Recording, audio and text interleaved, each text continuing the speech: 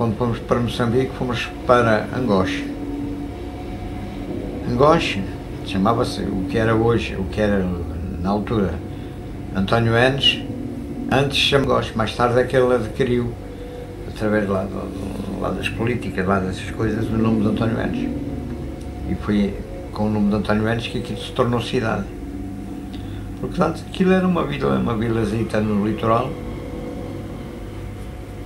principalmente comercial. Depois em António Enes, portanto já seria António Enes, formaram-se lá várias indústrias, entre elas o descasque da castanha, peixe. Foram para lá vários armadores de pesca, portugueses e sul-africanos, e aquilo desenvolveu um bocado. Era uma terra boa, uma terra jeitosa, tinha mar, praia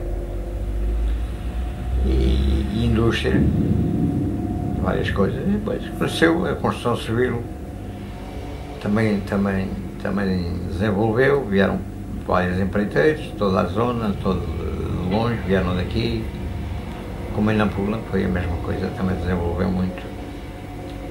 Mas Nampula passou sempre a ser a capital do distrito. Isto é, António Enes, o Angoche, que eram lugares muito distantes, mas pertenciam ao mesmo distrito, que era o distrito de Nampula. Mais tarde o distrito de Nampula passou a ser o distrito de Moçambique. Chamaram-lhe então o distrito de Moçambique. E foi por lá que nós andámos até a altura da independência. Depois da independência nós continuámos na mesma com os trabalhos. O meu pai tinha morrido, eu estabeleci-me por minha conta, tive um bocadito de agricultura, um pouquito de gado. Na altura andávamos, aliás o meu pai tinha começado uma casa num terreno em António Enes, um terreno jeitoso, e tinha começado uma casa na altura que ele morreu. Aquilo foi tudo uma confusão e depois eu tive que acabar a casa.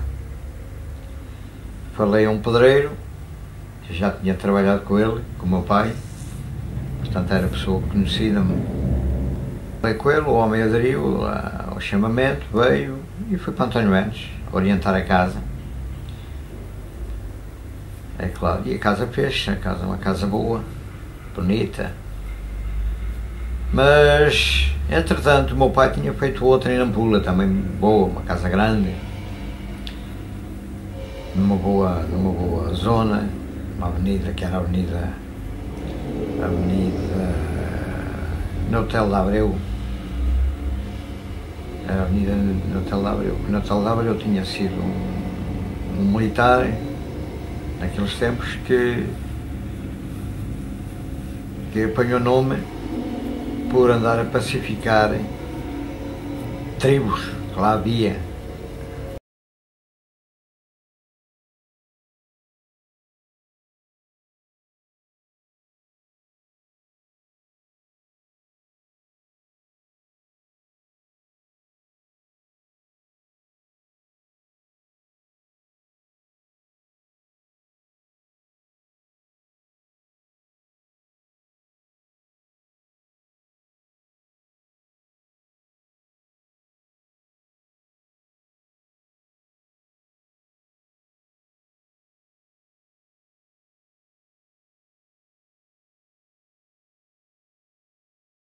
E, entretanto, o meu pai tinha morrido, portanto, foi a altura e estabeleci-me por minha conta. E andei pelas terras do mato, umas mais perto, outras mais longe. Tinha o meu comércio, tinha a minha agriculturazita, neste caso algodão,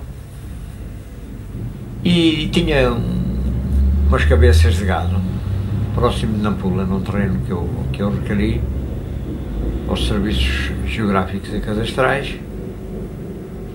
Requeri o terreno, foi-me concedido e pus lá umas cabeças de gado. Aquilo desenvolveu-se. até à altura de eu pensar em me vir embora. Depois vendi tudo o que tinha de gado, vendi a um outro agricultor, a um outro criador de gado. Portanto, desfiz-me daquilo. Entretanto, já tinha casado, é claro. E vocês eram todos ainda muito pequenitos. Eram 4. Tinha tido o primeiro, que era o Zé, morreu. Tinha morrido com anginas.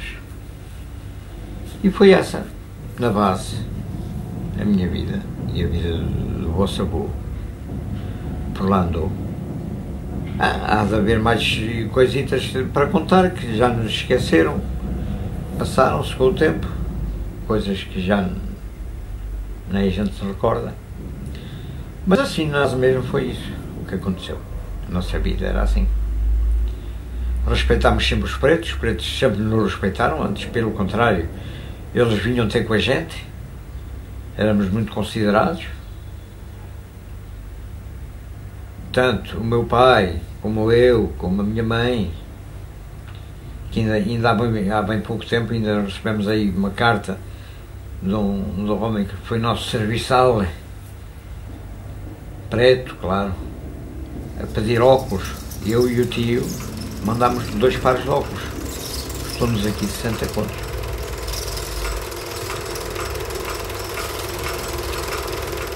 E aquilo agora está, como vocês, está sem segurança nenhuma, sem coisa. Foram para lá alguns capitalistas, mas é claro, vão aproveitar as oportunidades. Mas o que estava feito ainda hoje continua. E a minha vida estabeleci-me, requeri várias lojas no mato, hoje fazia uma, depois com o dinheirito que ganhava ia requerendo outra, e ultimamente quando vim lá embora tinha requerido uma licença comercial para a abertura de uma povoação à beira de uma linha férrea, que era no Poiana. Poiana é a zona de Malema e Apala, terra de tabaco. E eu requeri, já estava a fazer blocos, tinha lá já o terreno, que me foi concedido, e veio, acho que foi o dia 4 de fevereiro, uma lei em que todo o revertia a favor do Estado. Tudo que fosse imóvel era tudo do Estado, isto é, todas as casas era o Estado que tomava conta delas. A gente podíamos viver numa casa, mas a casa nunca era nossa, nem nunca passaria de pais para filhos. Em virtude disso, toda a gente fugiu. Muita gente já tinha vindo embora. Mas depois, aqueles antigos que por lá estavam e queriam ficar, porque aquilo, como se tinha feito uma ideia, era de se formar, e formaram-se vários partidos, que depois iam a eleições. Essas eleições nunca mais se deram, foi só, simplesmente, o governo daqui foi a Lusac entregar o comando, o governo BIC, ao Samora Machel. Não foi através de eleições, quer dizer, não foi uma descolonização pacífica, nem legal. Foi muito aldrabada, muito vigarizada, não sei de que maneira. E, portanto, não deram garantias a ninguém, nem daqueles que lá estavam e tinham feito a sua vida e viviam por lá há 20, 30, 40, 50 anos, não garantiram nada a ninguém. O resultado foi velhos e novos, tudo a fugir. Fugiu tudo. Nada era de ninguém. Por uma simples acusação prendiam uma pessoa, nunca mais sabiam dela, quer existisse ou não, só por vinganças. Isso, era um país que já ninguém podia viver. A mim nunca me acusaram, sem dúvida que não. Nunca me acusaram, mas eu vi outros que eram acusados sem qualquer motivo, só porque queriam fazer uma vingança, diziam que aquele tipo pertencia ou era de outro, como é que é dizer, de outra opinião, vá, diga-se. Prendiam e desapareciam com ele. Aquilo era um país de bandidos, ultimamente. Eu mesmo tive um empregado numa loja, que era na Cabala, só por ele ser Jeová, desapareceram com ele, com a mulher e com os filhos. Nunca ninguém mais soube dele. Um preto. Nunca. Só por ele dizia que era Jeová. E os rapazes desapareceram com ele. É verdade. É verdade. Ainda respeitavam um pouco a religião cristã, ou católica, mas tomaram conta de igrejas, transformaram-nos em armazéns. O governo estava imposto lá em Moçambique. Armazéns de produtos, armazéns de mandioca. Seminários, tomaram conta de seminários, de paróquias, pelo mato fora, onde se ensinava a ler e a trabalhar e tinham agricultura. Tomaram conta disso tudo. Foi uma destruição total. E muitas igrejas foram transformadas, que eu os conheci pelos meus olhos, pelo menos em Nampula, foram transformadas em armazéns de mandioca. E ninguém sabe disso, ninguém consta. E como através da política internacional respeitaram um bocadinho a religião católica ou a religião cristã, mas outras religiões eram mesmo presos e mortos. Agora, depois, passado alguns anos, tudo se modificou. Os governantes foram se substituindo e vieram outros mais cultos até, e tudo acalmou mais, mas ainda ficaram lá, portanto, na clandestinidade entre africanos, entre pretos, alguns que não concordavam. Era, neste caso, a Renamo.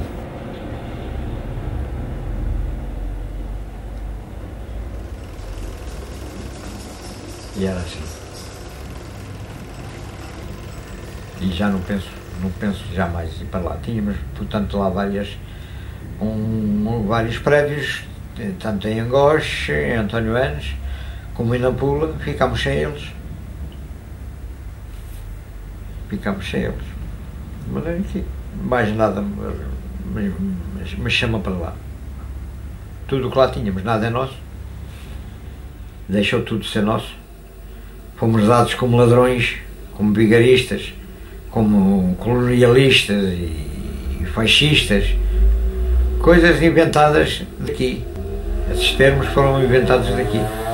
A nossa política lá era o trabalho.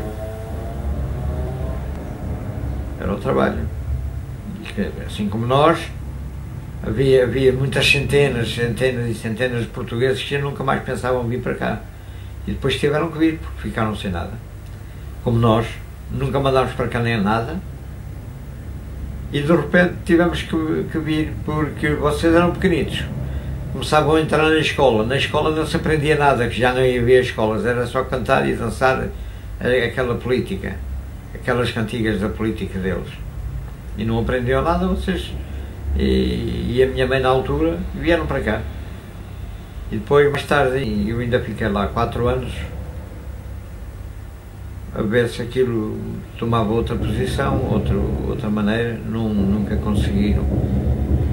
Ficou tudo na mesma, cada vez pior. Depois já não havia nada que comprar, nada que comer, nada que estudar.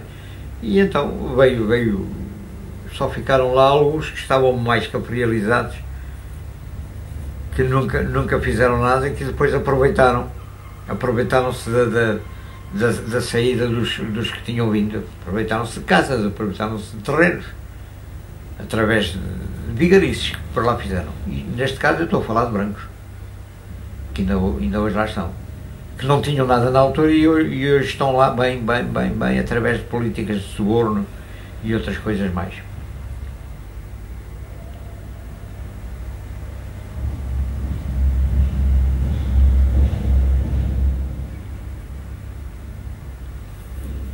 De maneira que é assim. Mas não se pode dizer nada, porque se falarmos uma coisa, estamos a insultar e das coisas todas, e a gente sabe das coisas e não pode dizer. E de maneira que é assim, não posso dizer mais nada. mais nada sei. Eu trabalhei, honestamente, sempre. Era bem querido, era bem respeitado em todo o lado para onde eu ia, em todo o lado para onde eu ia. Em todo lado para onde eu ia. Era respeitado e nunca tive nada, absolutamente nada seja com pretos, mulatos ou indianos, monhés, nunca tive nada com ninguém. E que eu saiba, o meu pai também é a mesma coisa.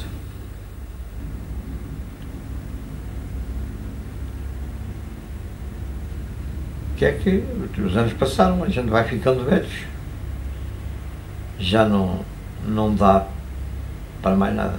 Agora é aguentar naquilo que temos por aqui, na vida que a gente adotou, que a gente temos, e aguentá-la, mais nada. A vida agora é para os mais novos, se forem capazes, mas isto também não tem condições nenhumas. Para os mais novos querem trabalhar, querem desenvolver, ninguém os ajuda. É tudo como vocês sabem, presentemente, como é que o país anda. Cheio de promessas e cheio de dívidas e nada de trabalhos. Quem estuda não tem garantias nenhumas para os estudos que tem. Quem investe não tem garantias nenhumas, porque hoje as políticas internacionais, o capital, vai para países de mão de obra baratas e talvez até mais instruídas do que nós, mais cultas. Eles lá também se sujeitam com a miséria que têm e esses países no futuro é que vão desenvolver. E a gente que nunca soube fazer nada no nosso país vai ser atrasado. Estão sempre à espera de esmolas que venham dos outros lados.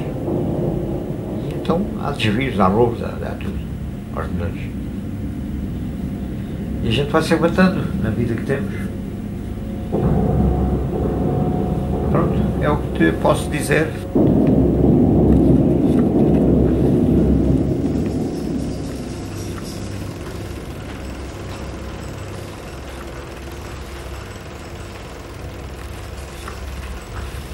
Todos vocês vieram, todos nós viemos depois do 25 de Abril, porque aquilo começou depois a não ter mais condições de vida para vocês, pelo menos para a educação que a gente vos queria dar.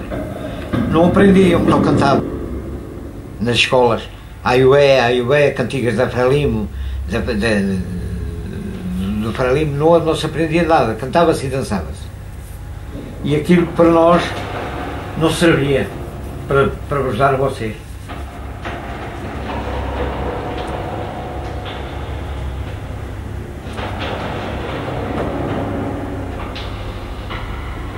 E, portanto, aquilo já tinha poucos peixes, aquilo era desconfianças por todo lado, aquilo já não queriam deixar vir ninguém, aquilo não havia lugares nos aviões, porque era muita gente a querer vir, a querer sair de Moçambique, aquilo era tudo uma confusão.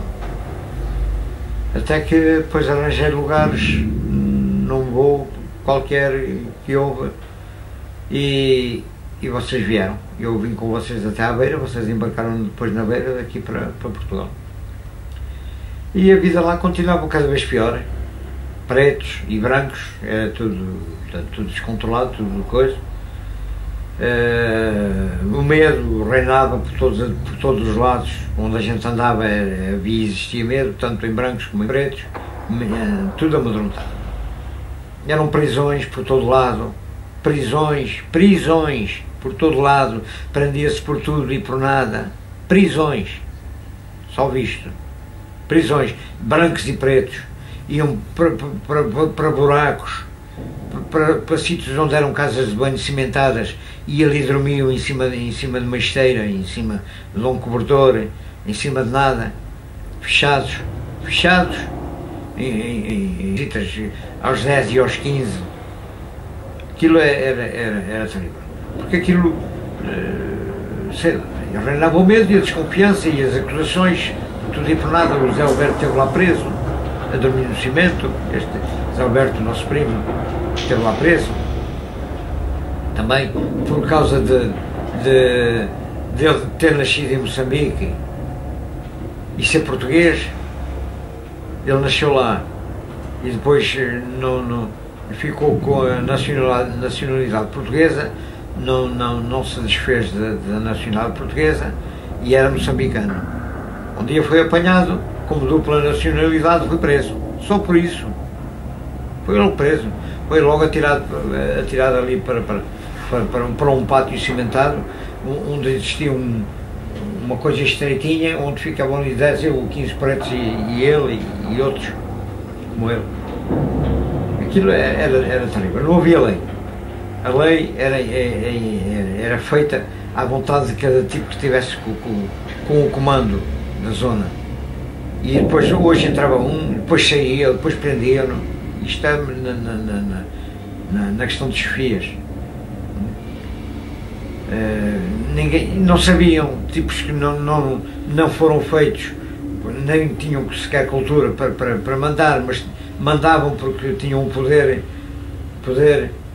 As populações das aldeias eram mudadas daqui para 200, 300 mil quilómetros de distância em caminhões, e os lá vinham para cima, que era para não haver revoltas. Dizia-se então que o povo se revoltava contra quem estava no poder, que neste caso era a Frelimo, que era o partido único, era o que mandava matar, e faziam julgamentos sumários sem haver razões para isso, e mandavam-nos fuzilar logo em público, no meio de campos de futebol, como fizeram na Machava, em Lourenço Marques. Coisas que fizeram, injustiças, que o governo português autorizou que se fizesse isso, estes bandalhos que estão por aí ainda hoje. Mas na base o africano sofreu muito, porque eram mudados de povoações longe para outras zonas que eles nem conheciam, nem sonhavam que existiam, com línguas diferentes, dialetos diferentes.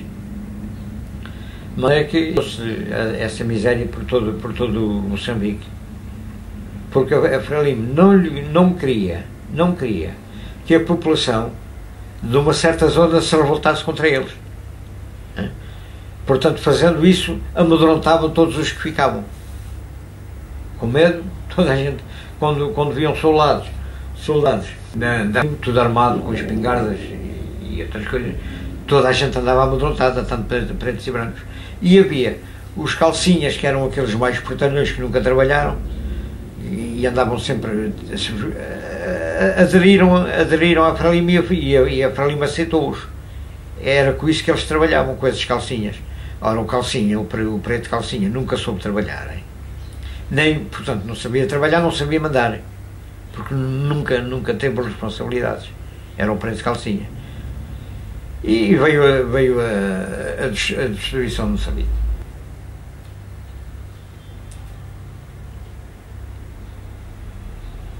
Os considerava assim, calcinhas, porque dizia, então, quem é o fulano? Ah, o patrão é um calcinha. Um calcinha a gente já sabia que era um indivíduo que trabalhava e vestia bem, roubava. Porque em todo o lado havia ladrões, e como há por aqui, lá não era exceção, que não houvesse bandidos. Mas bandidos dentro de um certo ponto, porque havia autoridades que prendiam esses indivíduos a roubar. E então, mesmo o próprio preto chamava-lhe a gente que é um calcinha. Um calcinha já sabíamos que era um tipo vadio, que andava bem vestido, de qualquer maneira, mas que não trabalhava. Era o calcinha.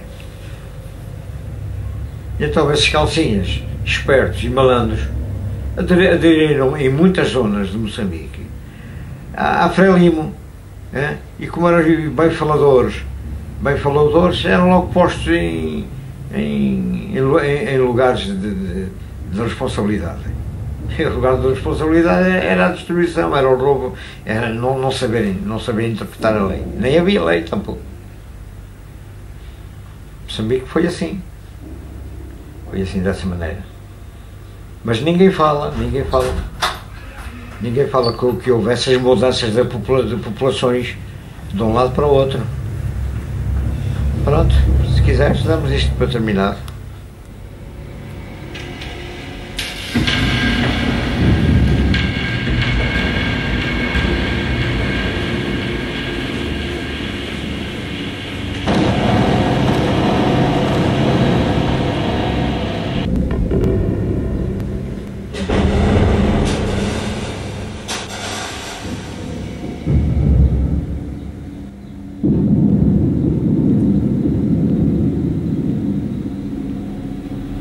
As casas já não eram nossas, eu só tinha, portanto, em casas que eu estava estabelecido, que eram minhas, eu não pagava renda,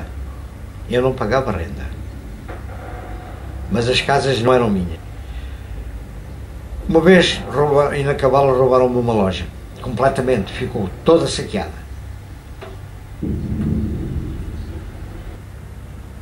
Em António Enes a mesma coisa, tínhamos lá na parte central, 2 quartos, uma varanda grande, da parte de um lado era uma habitação, estava alugada, do outro lado era outra habitação, estava alugada, e no centro éramos nós, que íamos, quando íamos a António Enes, ficávamos lá, a casa era nossa e estava mobilada, tinha lá tudo. Com mesas, com cadeiras, com camas, trouxemos só as miudezas, o resto ficou tudo, foi tudo saqueado. Estás a ver? Que salvajaria. Num país daqueles era impossível viver.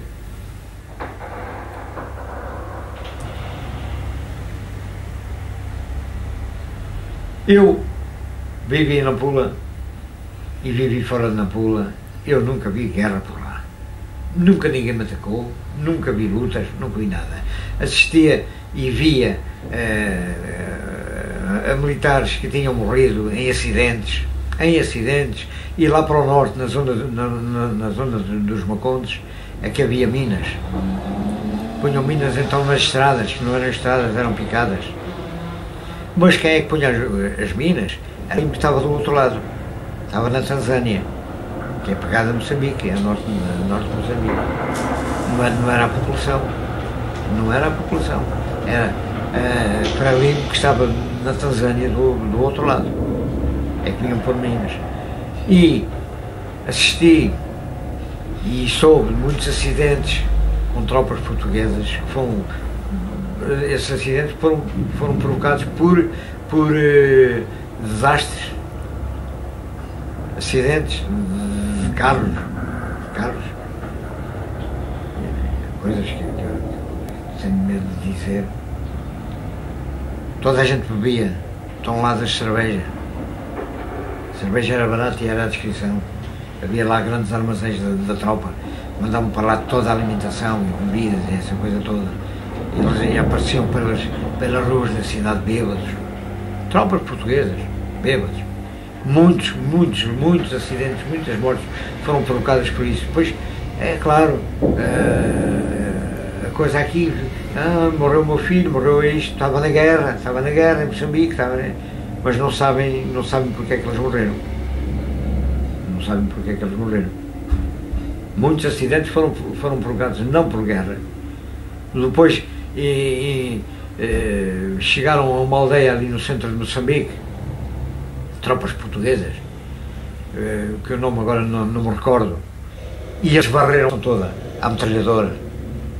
Tropas portuguesas varreram toda a população à metralhadora.